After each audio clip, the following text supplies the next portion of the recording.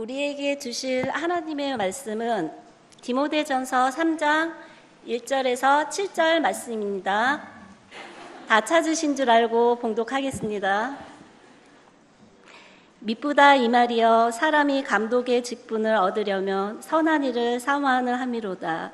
그러므로 감독은 책망할 것이 없으며 한 아내 남편이 되며 절제하며 근신하며 아담하며 나그네를 대접하며 가르치기를 잘하며 술을 즐기지 아니하며 구타하지 아니하며 오직 관용하며 다투지 아니하며 돈을 자랑치 아니하며 자기 집을 잘 다스려 자녀들로 모든 단정함으로 복종케 하는 자라야 할지며, 사람이 자기 집을 다스릴 줄 알지 못하면 어찌 하나님의 교회를 돌아보리요.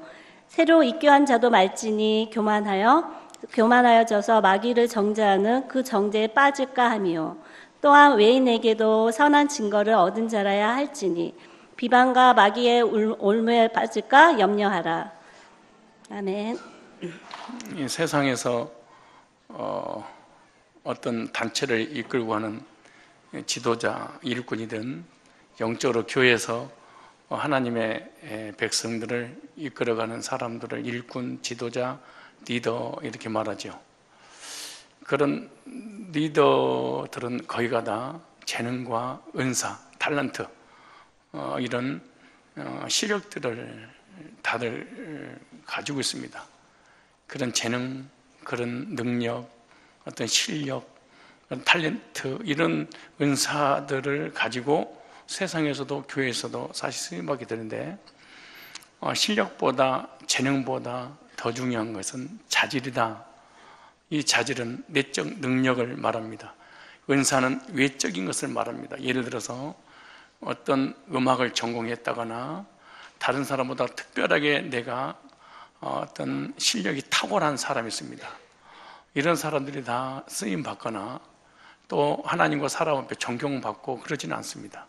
왜냐하면 재능과 은사, 어떤 능력은 외적으로 갖췄을지 모르겠지만 내적으로 자질이 부족하다. 즉 내적인 능력, 내적인 어떤 자질, 어떤 내공, 이런 인격적인 부분이 부족해서 근사를 활용하지 못하고 쓰임받다가 버림받기도 하고 사람들하고 관계가 다 깨지게 되고 공동체가 참 많은 어려움을 겪게 됩니다. 우리 교회도 많은 은사를 가지고 있는 사람들이 있지요. 그러나 그 은사를 지속해 쓰임받는 것도 아니고, 선상 은사가 쓰임받고 있다 할지라도 사람들에게 존경받는 은사가 아닐 때가 많이 있어요. 그것은 훌륭한 탁월한 어떤 리더십을 가지고 있는 능력을 소유했다 할지라도 내적인 자질, 즉 내공이라고 세상에서 그러잖아요. 거기 하나의 인격의 부재가 오게 되면, 그래서 어떤 재능보다 실력보다 더 선행되어야 될 것은 그 사람이 가지고 있는 내적인 자질이다. 특별히 영적인 하나님의 나라를 이끌어가는 목회자, 장로님들, 권사님들, 안수집사, 사역자 이런 지도자들은 더 자질이 중요하게 생각이 듭니다. 그래서 지도자에 있어서 자질이라고 하는 것은 내적 능력이라고 할 수 있는데, 주님의 사역의 지도자로 쓰임받을 수 있는 사람에게 아주 중요한 것은 내적인 능력이 있는 것입니다. 그래서 자질이란 내적 능력에 의해서 나타나는 인격이다라고 할 수 있죠. 그래서 지도자의 이 적극적인 자질은 무엇인가, 오늘 몇 가지만 많은 구절을 읽었지만 오늘 첫 번째 지도자의 자질은 2절에 보니까 한 아내의 남편이 되며, 이 한 아내의 남편이 되며라고 하는 것은 구약 시대와 신약 시대를 비교를 했던 것 같습니다. 구약 시대까지는 하나님의 의도가 어디 있었는지 잘 모르겠지만 어찌되었든 일부 다처제로 살았던 사람들이 있었지. 믿음의 조상들이 아브라함이나 야곱, 모세 등 일부 다처제로 이렇게 2명, 3명 데리고 사는 사람들이 있었잖아요. 그런 하나님의 원래 가정이 올리는 일부 일처제다 이렇게 생각하면 됩니다. 아담 때부터 시작해서 구약이든 신약이든. 그래서 신약에는 아예 새 계명은 일부 일처제라 이렇게 딱 못을 박아놨습니다. 오늘 2절에도 한 아내여 남편이 되며 이렇게죠. 일부 일처를 확실하게 못 박아두는 그런 부분입니다. 그래서 지도자는 특히 한 아내여 남편이 되어야 된다 이렇게 말합니다. 그래서 영적인 지도자는 정상적인 가정을 이룬 사람이어야 된다 그 말이죠. 비정상적인 가정을 이루게 되면은 지도자의 자질에 있어서 문제가 있다라고 하는 거예요. 그래서 결혼해서 정상적인 가정을 가진 한 아내의 남편이 첫 번째로 지도자가 될 수 있다. 그래서 저번에 말씀드린 것처럼 장로교회는 사실 재혼하는 사람들은 목회자로 안수를 주지 않습니다. 지금까지도. 그래서 그것은 모든 성도들을 앞에서 하나의 신앙의 모델로서의 그 표본이 돼야 되고, 그런 어떤 영적인 내적인 그 자질을 통하여 이쪽으로 나타나 보이게 할 수 있도록 하나님께서 그렇게 하신 거죠. 그래서 정상적인 가정을 가진 한 아내의 남편이 되어라. 첫 번째 지도자의 자질입니다. 두 번째 자질은 절제하는 삶을 살아라 이렇게 말합니다. 무슨 삶을? 이 절제의 삶을. 2절에 볼까요? 2절에 다시 한번 2절 한번 큰 목소리로 읽어봅시다. 시작.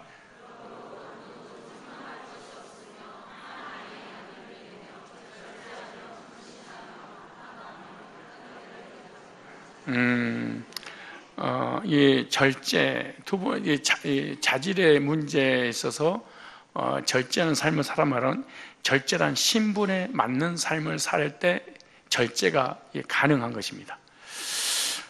갈라디아서 5장 23절에 보면 성령 열매 중 아주 중요한 부분이 절제하며 이렇게 말하죠. 모든 있어서 영적인 문제든 정신의 문제든 육신의 문제든 삶의 문제든 성령께서 오시면 절제하게 한다라고 하는 거죠.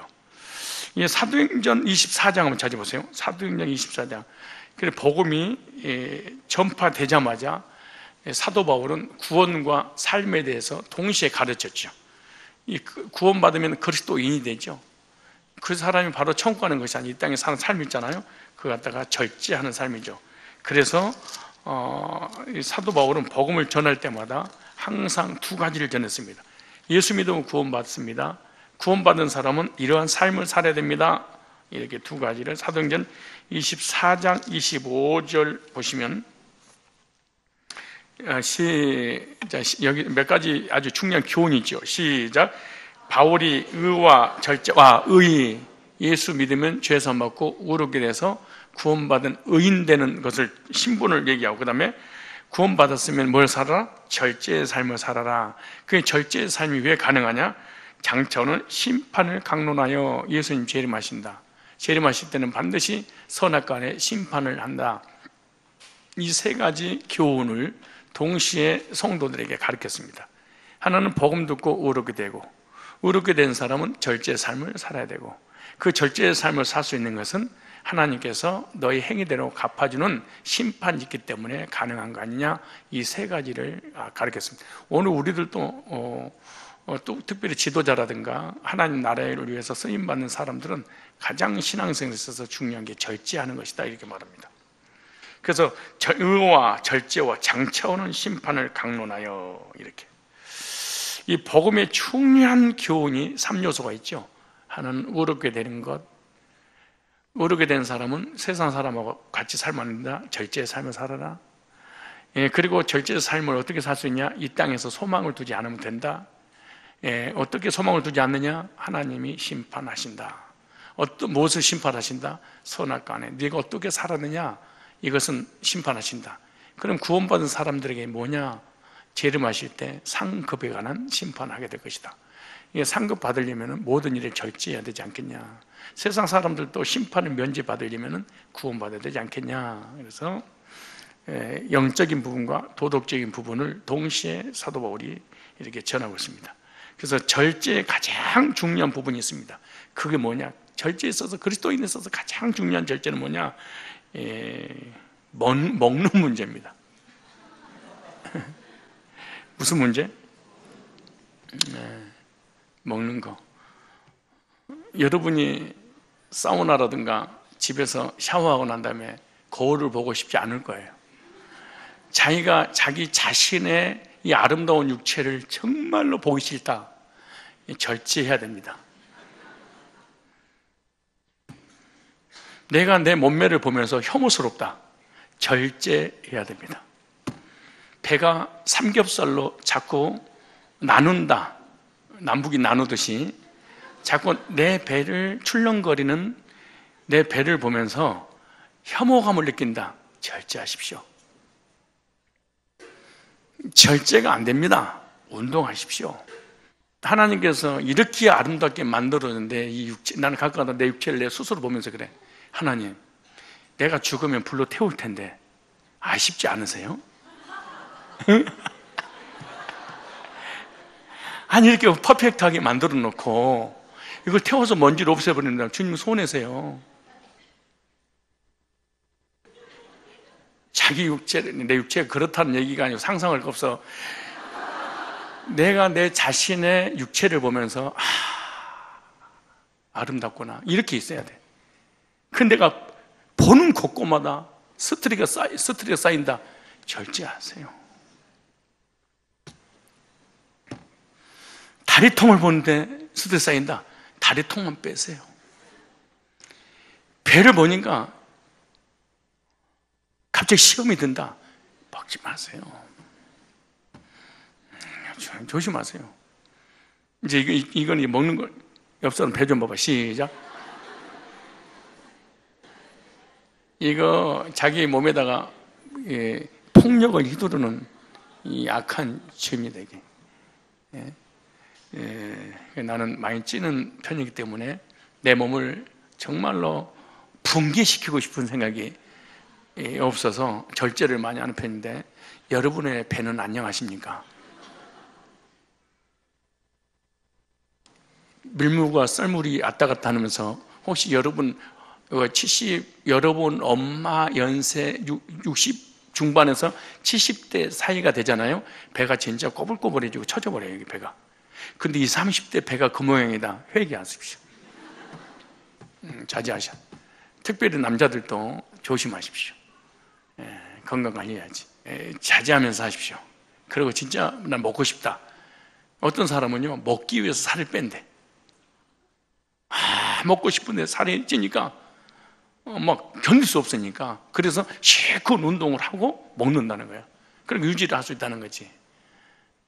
저도 하루에 10kg에서 13kg 정도 걷습니다.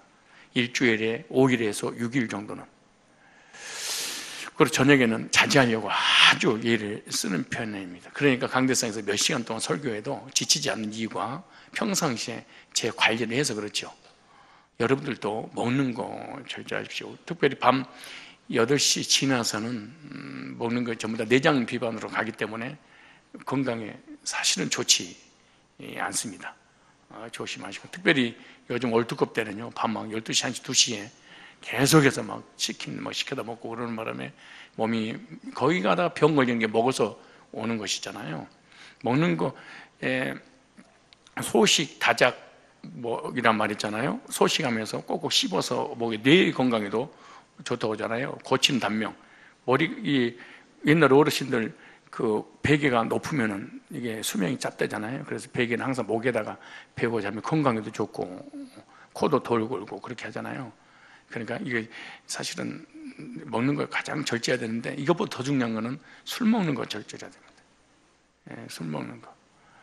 술은 술 취하지 말라, 이런 방탕한 것이니 오직 성령의 충만함을 받아. 특별히 영적인 지도자들은 정말 술 끊어야 됩니다. 근데 여기 보세요. 술 취하지 말라, 이는 방탕한 것이니, 방탕에 만든 것이니 오직 성령이 충만함을 뭐해라? 받아라. 이게 먹는 걸 절제하라는 얘기잖아요. 그러면 술 취함과 성령이 충만한 상태가 거의 비슷하다는 거예요. 그러니까 술 취한 사람의 현상과 성령 충만한 현상이 거의 비슷해요. 그러니까 사도 바울이 자기는 안 먹어봤어도 그런 현상들을 보면서 비교를 해서 성경에다가 술 취하지 말라, 성령의 충만함을 받아라. 근데 몸에 술이 들어가게 되면은 우리의 정신과 마음을 지배를 합니다. 그래서 이 마음과 생각이 알코올로 충만해지는 거예요. 자, 보세요. 저번에 말씀 한번 드렸는데 술이 몸에 들어가면 취기가 오르고 입에서 술 냄새가 나죠. 아니, 술을 먹으면 짜장면 냄새 나요? 불어 그러잖아요. 그게 술 냄새 측정하는 거예요. 술 기운에 취해버리는데 성령으로 충만하면요, 그래도 향기가 납니다. 술 냄새 나느냐, 성령이 향기 냄새가 나는지 차이점이야. 그리고 옆 사람이 세상이 충만한지 아니면 술에 충만한지, 성령이 충만한지 비교 한번 해봐야 돼요. 끝나고 여러분 자신을 진단해보고, 이게 먹는 거 하나만 하고 끝날지도 모르. 그러니까 먹는 거 절제해야 되니까. 두 번째, 술에 취한 사람은 두려움이 사라지고 담대함이 생겨요. 반대로 성령으로 충만해지면 두려움과 불안이 사라지고 담대해져요. 성령 충만하면. 내가 불안하고 두렵고 이렇게 공포스러운 일이 있다, 이것은 두말할 것도 없이 성령이 소멸됐다, 이렇게 생각하면 됩니다. 세 번째, 술 취한 사람은요, 평소 자신의 모습과 전혀 다른 모습으로 행동이 하게 됩니다. 반대로 성령 충만한 사람은요, 평소 자신과 다른 모습을 보일 때가 있습니다. 네 번째, 술에 취하면, 뭐에 취하면? 술에 취하면 욕을 하거나 사고를 내서 개 취급을 받아서 술을 입으로 먹지 똥꾸로 먹냐, 이럴 정도입니다. 그렇겠어요? 성령으로 충만한 사람은 자기의 잘못을 회개하고 거룩해지며 하나님의 사람으로 사람들에게 인정받습니다. 저 사람은 하나님의 사람이야. 참, 우리 그 일부 성가대 한혜석 집사님 어디 계세요? 한혜석. 저분이 저하고 목욕탕 동기입니다. 사우나. 토요일이면 꼭 거기서 만나서 잠깐 교제를 하는 편인데, 저분은요, 먼저 나에게 이번에 다가와서 이런 얘기를 해요. 목사님, 안수 집사 중에 진짜 거듭난 사람 있어요? 그래. 그래서 그럼 이쪽으로 오겠어요? 그랬더니 하면 집사예요 그러더라고. 그래서 하면 집사가 거듭났어요? 그랬더니 저분은요, 삶과 생각과 행동이 똑같은 분이고요, 말 한마디 한마디가 인격적이고 사람에게 상처를 주거나 사람을 힘들게 하거나, 그래서 저분 옆에 가면 자기가 평안함을 느낀대. 쉼을 얻는다는 거야. 성령이 충만하고 마음이 평안하고 안식이 있으면 다른 사람에도 평안 안식을 주고, 충만한 것이 술 취한 사람은 눈으로 보듯이 성령 충만한 사람은 주변 사람이 다 알아요. 다 알고 있는 거예요. 여러분 지금 눈 감고 있는 거 내가 보일 것 같아, 안 보일 것 같아? 다 보여요. 그럼요. 그래서 술 취한 사람들은 또 하나, 다른 사람의 시선을 의식하지 않습니다. 참 술 취한 사람 특징, 모든 사람 개무시. 세상에서 가장 잘난 사람이 술 취한 사람입니다. 성령으로 충만한 사람 역시 다른 사람의 시선, 평가 등에 자유롭고 시선이 하나님께 고정이 되어 있습니다. 이 술 취한 사람은요, 늘 술에 고정이 되어 있습니다. 성령 충만한 사람은 하나님께 고정이 되어 있고, 사람이 뭐라고 하냐, 이게 시선이 중요한 게 아니에요. 저 사람 나한테 뭐라고 하냐, 내가 예배드리고 기도하고 헌신하고 충성하고 전도하고 이런 거에 대해서 사람이 어떻게 평가하느냐, 이걸 중요하게 생각지 않습니다. 술 취한 사람은 저 사람 나 술 취했다고 비판하고 이렇게 손가락질하면 어떡하지? 그거 의식하지 않습니다. 성령 충만한 사람도 하나님이 나를 어떻게 생각하느냐, 하나님이 나를 판단하기를 원하시리지 자기도 자기 자신을 판단하지. 술 먹는 사람도 자기를 판단하지 않습니다. 사람이 나를 판단하도 거기에 대한 개의치 않습니다. 술 취한 사람은 술 기운에 평소 껄끄러워했던 사람, 싫어했던 사람, 상관이나 친구 등에게 하고 싶은 걸 다 해버려. 술 취한 사람은 특징이 말이 많더만. 근데 말이 많은데 한 얘기 또 하고 밤새도록. 근데 술 취한 사람은요, 술 취한 사람한테 밤새도록 한 얘기 또 하고 또 하는데, 그 술 취한 사람이 계속 밤새도록 또 듣고 있어. 그 사람이 신기하대. 근데 멀쩡한 사람은 절대 못 들어주겠더라고. 몰래 도망가 버리는데, 술 취한 사람은요, 수달데가 없는 얘기를 밤새도록 듣고 있어. 그리고 그렇게 담대함과 평소에 하지 못한 얘기를 다 해버리는 거예요. 성령 충만한 사람도 마찬가지입니다. 한 얘기 또 받은 얘기 또 하고 또 하고, 근데 성령 충만해서 옆에 있으면 한 얘기를 또 듣고 있으면 아멘, 아멘, 그래요, 아멘. 아니 또 돌아 또 그 얘기 아멘, 아멘. 둘 다 성령 취해서 그러는 거예요. 성령이 없는 사람은요, 복음에 관한 얘기하면 신경질나고 듣기 싫고 가버려요. 왜? 못 알아들으니까 쓰잘데없는 얘기라고 생각하는 거예요, 이게. 성령 충만한 사람은요, 담대하게 죄를 책망하고 복음을 믿도록 촉구하며 주 예수를 지거하는 삶을 살겠죠. 또한 술 취한 사람은요, 자신이 정신이 말짱하며 전혀 술에 취하지 않았다고 그렇게 얘기합니다. 지금 아니 팔자걸음을 걷고 난리를 치는데 나 술 취하지 않았어요. 아니라 내가 내 말 정확하지? 이래. 말 들어봐? 내가 발음이 왜 취하지 않았어? 아프지? 여보? 아니 꼬부랑 말을 하는데 자기는 안 취했대. 참 신기해요. 그래서 술 취한 평가는요, 남들이 그가 술에 취했음을 증언해 주는 거죠.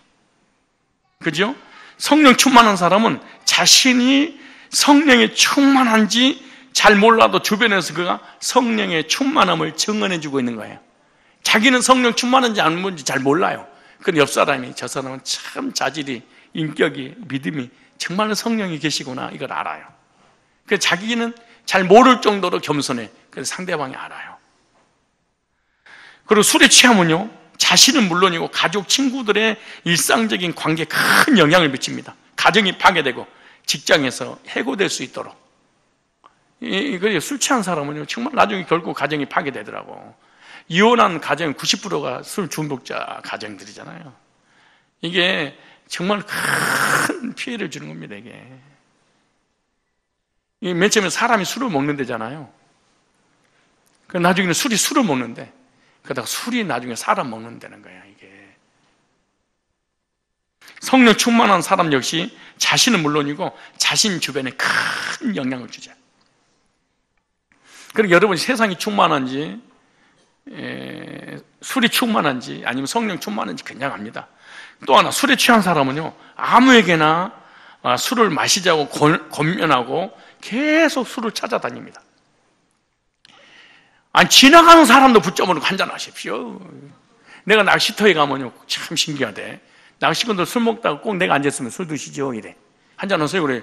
아니, 처음 보는 사람이 언제 봤다고 술을 줘. 그걸 알고 보니까 먼저 한 2병 깠어. 그 눈 보니까 한물 갔어. 그래도 저 술 먹지 않습니다. 그랬더니, 목사님이시군요, 이래. 그래서 술을 목사는 안 먹어서 목사인 줄 알았어요. 그랬더니 보니까 나도 그래, 목소리가 목사님들 목소리처럼 들려진다나 그러더라고. 또 오늘 또 갔더니 술을 주더라고. 술을 안 먹습니다. 그랬더니 안 먹을 줄 알았습니다. 그래. 그래서 왜요? 그랬더니 목사님이시죠? 그래. 그래서 왜요? 그랬더니 외모가 잘생겨서요. 그러더라고.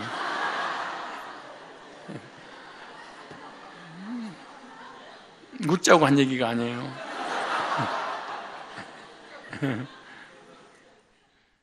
술 취한 사람은요, 술 친구를 만들듯이 성령 충만한 사람 역시 믿음의 동료를 만들어. 그래서 바울이 비교해 놓은 거예요. 술과 성령과, 술 취한 사람과 성령에 충만한 사람, 세상에 취한 사람과 하나님께 취한 사람을 다 비교해 놨어요. 이렇게. 술이 취한 사람은요, 술이 친구를 사귀는 데 없어서는 안 될 필수적, 술이 사람을 사귀게 만들어. 술이 친구를 만들어. 성령으로 충만한 사람은 성경이야말로 교회 생활이나 영적 사귐이 없어서는 안 될 필수 요건으로 성령께서 성경을 통해서 믿음의 교제권들을 만들어줘. 참 신기한 거예요. 늘 술을 마시는 사람은 술을 마시지 않으면 몸에 금단 현상이 막 떤다는 것이잖아요. 수전증 같은 것, 힘이 없고 맥이 풀리고 소심해지고 의욕이 사라진대요. 성령 충만한 사람은 성령으로 충만하지 못할 때 그 몸과 마음에 금단 현상이 오는 거예요. 견딜 수 없는 고통이. 그래서 구원받고 성령 충만한 사람이 성령으로 소멸되면요, 너무너무 이거 아예 돈 없이는 사는데 성령 은혜 받지는 못하고 살지 못하는, 아예 죽을 마실 정도가 성령이 소멸된 사람입니다. 그 다음에 술 주정뱅이가 술을 마시지 않으면 주변 사람들이 깜짝 놀랍니다. 술 끊었어요? 술 안 마셨어요? 예, 오늘도 한 잔도 금방 압니다. 성령 충만한 사람들이요, 교회를 가지 않거나 전도를 하지 않고 예수님 대해 아무 말 하지 않고 있으면 사람들이 금방 알고, 아니 하나님 백성 교회 안 가세요? 교회 헌신 안 하세요? 여러분이 하나님의 사람들이 헌신하다가 은혜가 떨어지 헌신 안 하잖아요. 그럼 사람이 금방 안 해. 이번에 목자 안 하세요? 아니 여전대 활동 안 하세요? 남자도 활동 안 하세요?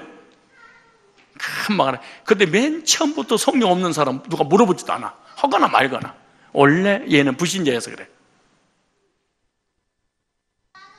술에 취한 사람들은 늘 자신이 가는 단골 술집이 있답니다. 돈이 없어도 가는 술집에서 애상을 먹고서라도 술을 체험받아야 산다는 거잖아요. 거기에는 단골을 반겨주는 마담이 있고 늘 모여드는 술꾼이 있어서 꼭 가던 데 간다는 거예요. 성령 충만한 사람은 늘 성령으로 체험받는 자신의 교회가 있습니다. 그리고 언제나 성령 충만한 그 사람을 반겨줄 믿음의 형제 자매가 항상 옆에 있어요. 그래서 늘 성령으로 술집에서 술로 체험받듯이 교회에서 늘 성령으로 충만한 곳을 삼하게 되고 교제하게 되는 거죠. 술에 취한 사람들의 말은요, 오랜 시간 중얼거리는데 잘 알아들을 수가 없습니다. 근데 같이 술을 마시고 있는 그 일행들은 다 알아듣습니다. 방언으로 하는 것 같은데 알아듣습니다. 성령 충만한 사람이 성령에 사로잡혀서 받은 은혜, 받은 말씀을 나누면 성령 충만한 사람은요, 밤새도록 얘기해도 어마어마하고 금방 알아듣습니다. 하나를 얘기하면 열을 알아듣습니다. 근데 성령이 소멸되거나 성령이 없는 사람은 그 말을 알아듣지 못합니다.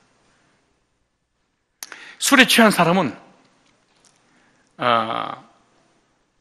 술 맛을 느끼고, 술에 취한 사람은 술에 취하도록 계속 마시는 특징이 있습니다.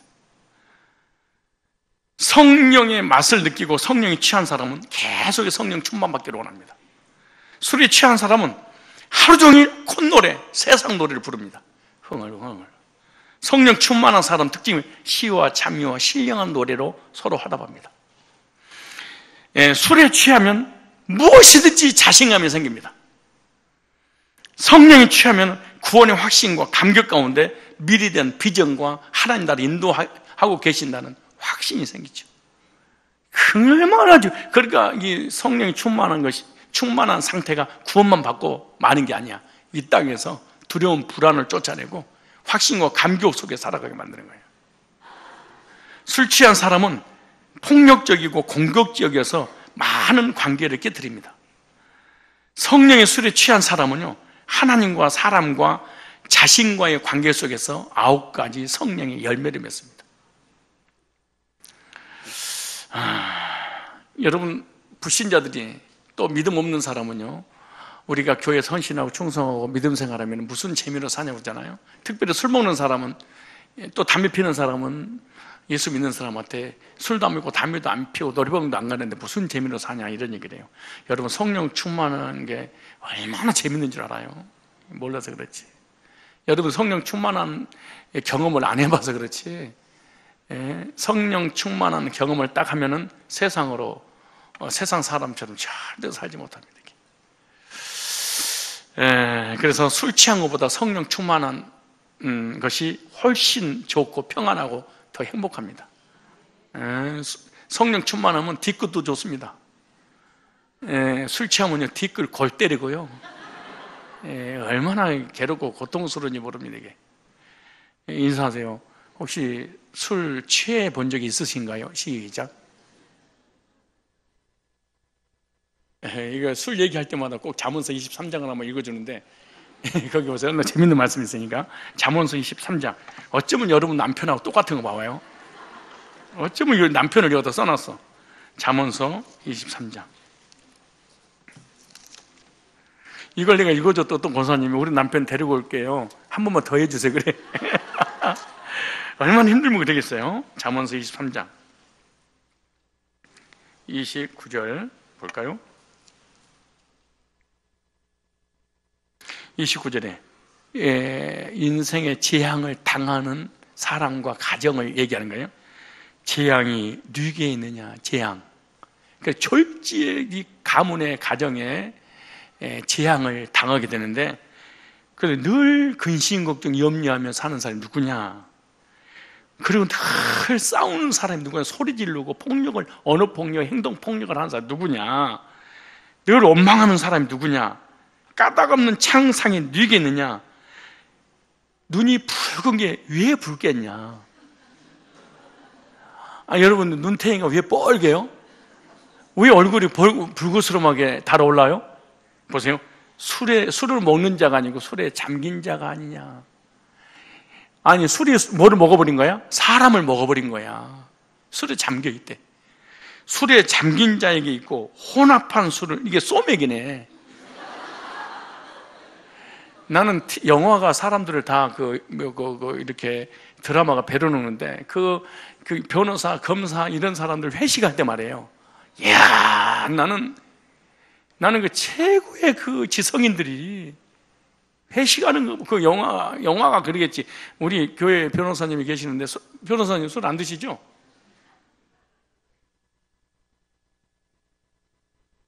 우리 교회 변호사님은 변호하기 바쁘기 때문에 술 안 들 거예요. 그 옆에 있는 검사하고 판사가 드시겠지.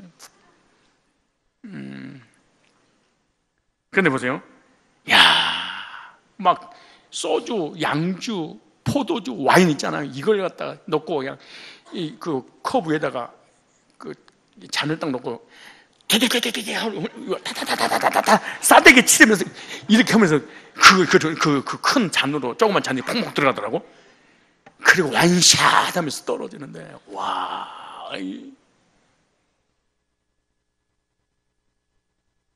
술은 무슨 맛을 먹는 거야? 술 맛으로 먹나?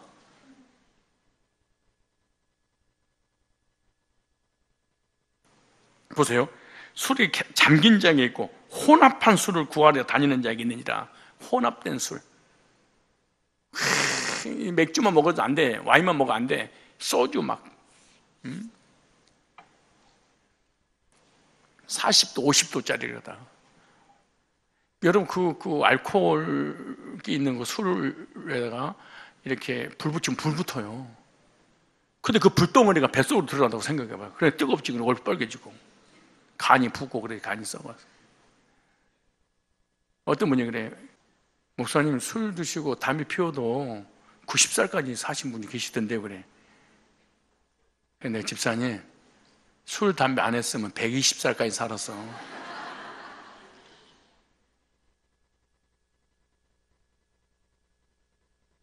보세요. 뭐라고 그러는 거예요? 혼합한 술을 구하려 다니는 자가 있느니라. 포도주는 붓고 잔에서 번쩍이며 순하에 내려가라니. 술 취한지도 모르게 취하는 거야. 너는 그것을 뭐하냐? 보지도 말라 그랬어요. 근데 뭐 취하지 말라고 적당히 먹는 거는 건강에 좋다고? 눈을 보면 그러지 마. 시작. 거짓말을 하고 막 그래. 아니 먹을 정도, 마실 정도가 아니고 뭐지도 마라? 보지도 마라. 쳐다보지 말래. 그래. 얼마나 무서운 짓을이. 근데 보세요. 이것이 마침내 뱀같이 물 것이요 독사같이 쏠 것이며 결국에는 너를 죽일 거야. 결국 너를 멸망시킬 거라는 거예요. 근데 무슨 어떻게 하시냐? 자, 이제 술이 이제 중독이 되면 어떤 일이 벌어지냐? 또 내 눈에는 괴이한 것이 보일 것이요 헛것이 밤새도록 누구하고 싸워. 알고 보니까 빗자루야. 우리 어렸을 때 동네에서 저녁내 밤새도록 소리 지르는 아저씨가 있어. 너 임마 이 새끼 너 나를 막어? 내가 너 내가 못 산다고, 못 배웠다고 나 무시시켜? 막 소리를 질러. 그럼 내가 가서 나가면 아무도 없어. 알고 보니까 빗자루 붙자고. 괴이한 것이 보여. 환청이 들리고 환상이 보고 이런 일이 벌어지더라는 게. 예? 네 마음은 망령된 것을 바랄 것이라. 너는 바닷 가운데 누운 자가 될 것이요, 돛대에 누운 자가 될 것이요. 이게 얼마나 이게 태평한가 봐봐요. 이렇게 편할 수가. 근데 보세요, 35절. 네가 스스로 말하기를 사람이 나를 때려. 술 취한 사람은 아무리 얻어맞아도 알코올 때문에 안 아프다네. 아침에 일어나서 누가 때렸지 이러다는 거예요. 이게 자기 마누라가 땡을 몰라요. 여러분, 술 취한 사람이 술 취한 김에 막 이렇게 말하잖아요. 말하고 싶은 얘기 안 하고 싶으면 막 말해버리잖아요. 그건 사실 알아요. 모른 척하고 있어서 그렇지. 다 기억해, 자기가. 얘들이 사단에게 잡혔으면 예수 이름으로 막 명령도 하고 쫓아냈었잖아요. 근데 어른들이 사단에게 잡혔으면 이 사단아 너 나가 이런 얘기를 못 하겠더라고. 그리고 어른들 앞에 붙잡혀 있는 사단은 쫓아내기가 쉽지 않아요. 그 사람한테 양해를 구하고 내가 당신을 사단이라고도 참겠냐, 이 더러운 귀신아 그래도 참겠냐, 참겠다 그러면 몰아내주고 못 참겠다 그러면 데리고 살라고 그러고. 얘들이야 인격 자체가 형성이 덜 됐으니까, 얘가 커서 다 잊어버리니까 조그마니까 뭐 두사세 예수 그리스도 이런 명하니 사단아 여기서 떠나가, 하나님 백성이야, 왜 하나님 백성을 네 백성처럼 붙잡고 있는 거야. 그럼 명령 내리면 지 혼내는 거 얘기는 몰라요. 그래서 사단만 알아들으면 되니까. 근데 어른들 같은 경우에는 저 귀신 빠져나오고 난 다음에 나한테 그렇게 욕하는 게 아니라고 사람이. 그러고 꼭 나가더라고. 그래서 사단에게 붙잡힌 바 돼가지고 쫓겨나간 사람 교회를 떠나더라고. 창피하다고. 그러니까 다 알고 있는 거야, 이것이. 모르고 있는 것처럼 보여도 수치스럽다는 거잖아요. 그래서 술 취한 사람 마찬가지. 그렇게 얻어맞아도 아프지 않는다면 어떡하겠냐고. 네가 스스로 말해 사람이 나를 때려도 나를 아프지 않고 나를 상하게 해도 내가 감각이 없도다. 보세요, 맨 마지막에 시작. 내가 언제나 깰까. 다시 술을. 아니, 아침 일어나자마자 우리는 물을 찾잖아요. 뭘 찾아? 술을. 이야, 여러분이 주변에 혹시 이런 사람 있어요? 혹시 이렇게 술을 먹는 사람 있어요? 이거요 진짜 헛것보여요. 나중에 모든 병이 이 알코올기로 인해서 오는 겁니다. 이게 뼈 상하고요, 몸 상하고, 간 상하고, 심장이 뭐고 온갖 몸이 다 망가져 버리는 거예요.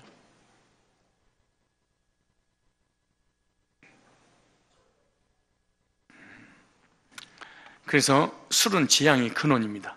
절제하셔야 됩니다. 절제하는 게 뭐예요? 한 병 먹다가 반 병으로 줄는 거 절제가 아니야. 안 먹는 거야. 어떤 사람이 담배를 끊었대. 어떻게 끊었어요? 절제하는 중입니다. 두 갑 피웠는데 요즘 한 갑밖에 안 핍니다. 어떤 사람은 하루에 세 가치밖에 안 한대. 우리 교회 가까운 집사님들 어쩌면 술 먹는 사람하고 담배 피우는 사람하고 그렇게 잘 만나는지, 어떻게 서로 금방 소통이 되는 거예요. 오자마자 술 먹는 사람끼리 딱 모이고 담배 피우는 사람끼리 모여서 점심 딱 끝나면 뒷골목 딱 가는 거예요. 뒷골목을 가가지고 우리 노점에서 보고 있잖아요. 근데 밖에서는 안 보여. 그러면서 이러는 거예요. 이렇게 있는 거예요. 그 노점에서 보고 있는데. 우리 교회 옛날에 일하는 아줌마 한 분 계셨잖아요. 소리 빽빽 질르니까 분위기 세죠. 그분이 꼭 이렇게 쉬는 타임에 뒤로 가 그래서 어디 가시나 그랬어. 나는 노점에 앉아있는데 나를 보고 인사를 하는 줄 알았어. 그랬더니 거울을 보고 바로 내가 앞에 노점이 앞에 이렇게 있는데 여기서 이렇게 쳐다보고 여기서 그런 거야. 내 앞에다 이렇게.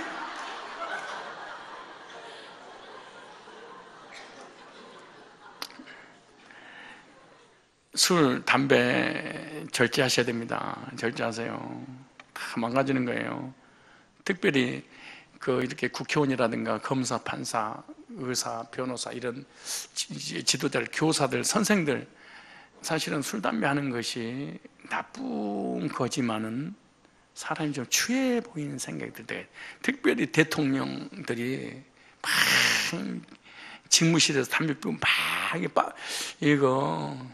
근데 우리 대한민국을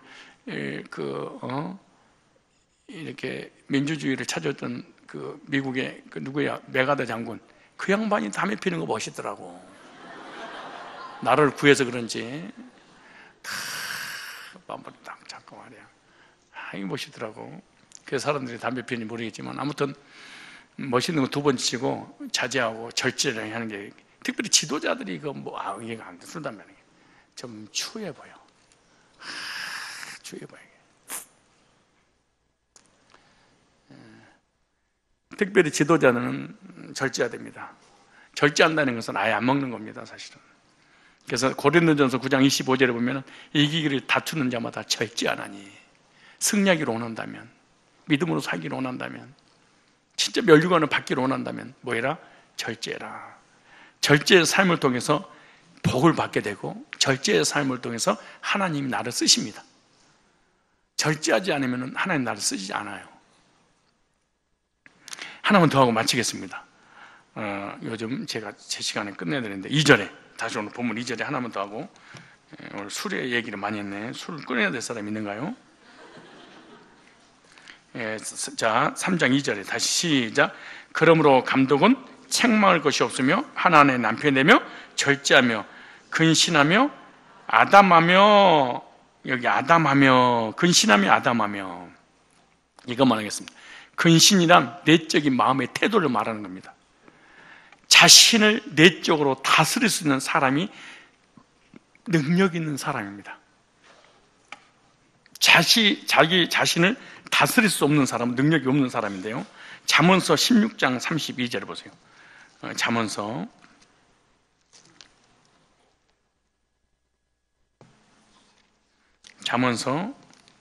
몇 장? 16장 32절. 자, 다 같이 시작. 노하기를 더디하는 자는 성질내지 마요. 화내는 거 자제하십시오. 집에서도, 가정에서도, 성도끼리, 목장에서 같은 동역자끼리 화내는 거 하나님의 의를 이루지 못해요. 기분 나쁘다고 말을 막 쏟아 부어버리고 이러지 마세요. 가장 위험한 게 화내는 거, 언어 폭력, 막 신경질적인 거 하지 마요. 어떤 순간, 어떤 상황, 어떤 환경이 와도 내적인 능력으로 자기 자신을 다스릴 줄 아는 사람이 되어야 됩니다. 이것이 지도자입니다. 자, 다시 보세요. 몇 절에? 32절에 노하기를 더디하는 사람, 끝까지 참는 사람, 용사보다 낫고 자기의 마음을 다스린 자는 성을 빼앗는 자보다, 성을 빼앗고 난 다음에 자기 자신을 다스리지 못해서 다시 빼앗기고 이런 나라가 얼마나 많습니까? 모든 것을 다 성공했어도 자기 자신을 다스릴 수 없는 사람은 결국에는 실패자가 되고 마는 거예요. 자신을 내적으로 다스릴 수 있는 사람이 능력 있는 사람입니다. 화내야 될 때 화내지 않는 사람, 이 말을 막 폭로할 때 폭로하지 않는 사람, 상대방이 기분 나쁘고 속상하고 너무 중상모략하고 나를 너무너무 힘들고 고통스럽게 누명을 씌우려고 할 때도 모른 척하고 화내고 기다릴 줄 아는 사람, 이 사람이 지도자의 길을 가야 되고, 이렇게 준비가 된 사람이 지도자의 길을 가야 되는 것입니다. 내가 소론에 그렇게 얘기했죠. 재능보다 중요한 것은 자질이다. 실력보다 중요한 건 자질이다. 능력, 탤런트보다 더 중요한 것은 자기 자신을 다스릴 수 있는 사람이 되어야 된다는 거예요.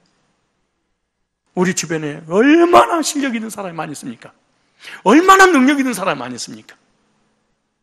그런데 아무도 나를 써주는 이가 없습니다. 왜냐? 내적인 능력이, 자질이 형성이 안 된 사람이, 머리가 좋아서 뭐가 좋아서?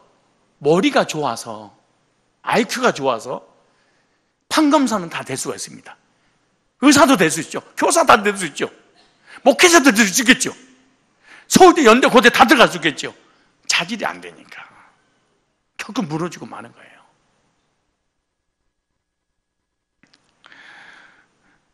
지도자는, 따라서 합시다. 지도자는 자신의 마음을 다스릴 수 있어야 된다. 아내들이요, 집에 가가지고 남편한테 소리 지르지 마. 우리 교회는 이런 한 사람도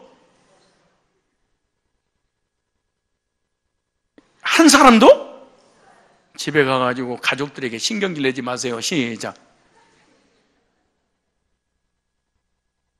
하지 마세요. 자녀들한테도 마찬가지고 인격적으로 대하고 말해요. 온유한 사람이 돼야지. 아내들이요, 왜 잠잠하십니까? 그렇게 당당하신 분들이 사람들 앞에도 참 저 사람 온유하다. 우리 한혜석 집사님이 그렇게 평가를 해서 맞아요.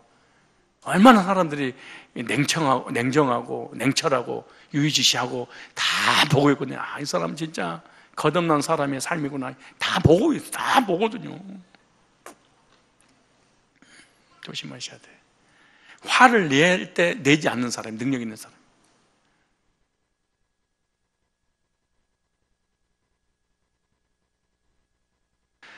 그 다음에 아담해야 된다. 이거는 외적인 삶의 태도. 아담해야 된다 그러니까 저처럼 키가 짜르몽땅해야 된다 이런 뜻이 아니야. 크다 말해야 된다 이런 뜻도 아니야. 다른 사람보다 피를 더 늦게 맞는다 이런 것도 아니야. 지도자는 그의 삶을 질서 있게 다스릴 수 있는 능력을 가진 걸 아담하다 이렇게. 그래서 삶을 다스리지 못한 사람이 돼서는 안 된다는 거지. 모든 외적인 환경에 있어서 삶을 다 도박이라든가 오락이라든가 막 빠찍고 막 이렇게 복권 사고 막 이런 거 하지 마. 하지 마 이게. 다음에 또 이어서 더 하도록 그렇게 하겠습니다. 오늘은 여기까지만 하겠습니다. 기도하겠습니다. 거룩하신 주님, 주님께 쓰임받는 자녀가 되려면 지도자에 맞는 자질을 갖춰야 된다고 하시사오니 재능보다 앞서 영적으로 내적으로 그 자질을 갖추어 주님의 사역에 지도자로 쓰임받기를 원합니다. 주의 백성으로서 모든 삶에 근신하며 절제하며 그리고 모든 사람들에게 본이 될 수 있는 리더가 다 될 수 있도록 은혜를 더하여 주옵소서. 예수님의 거룩하신 이름으로 기도드리옵나이다. 아멘.